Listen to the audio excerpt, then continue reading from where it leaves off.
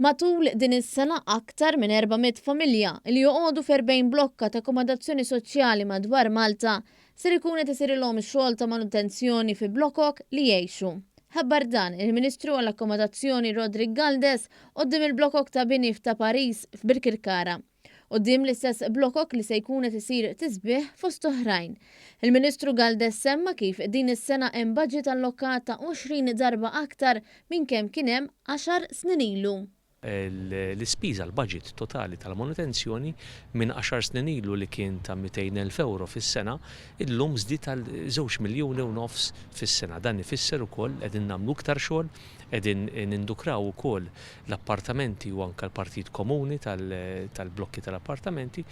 Il-Ministru għall-Akkomodazzjoni spjega kif matul din is-sena se jsir xogħol f'żewġ blokok fil-Belt, 4 blokok f'Pembroke, 8 fis-Siġġiewi, 4 blokok f'Ħażabbar u 4 oħra fir-Rabat, 8 blokok f'Bormla u 10 f'Birkirkara. Il-kap eżekuttiv tal-Awtorità tad-Djar Leonard Mackay semma n-numru ta' riformi li saru biex bosta saru sidin ta' djarhom. Dan fil-waqt li f'bosta binijiet tal-akkomodazzjoni soċjali fejn hu possibbli jsiru il-lifts. Fil-konferenza stampa huwa tenna wkoll li issa jmiss li r-riġenerazzjoni fil-binijiet tmur pass il-qudiem.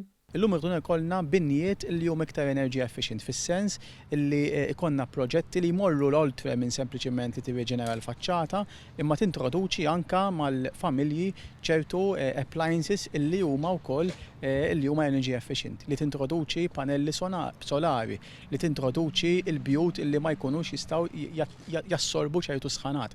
Dan huwa proġetti li qed nħarsu lejhom u nisperaw li l-awtorità tibda tinvesti kemm jista' jkun malajr f'dawn it-tip ta' proġetti.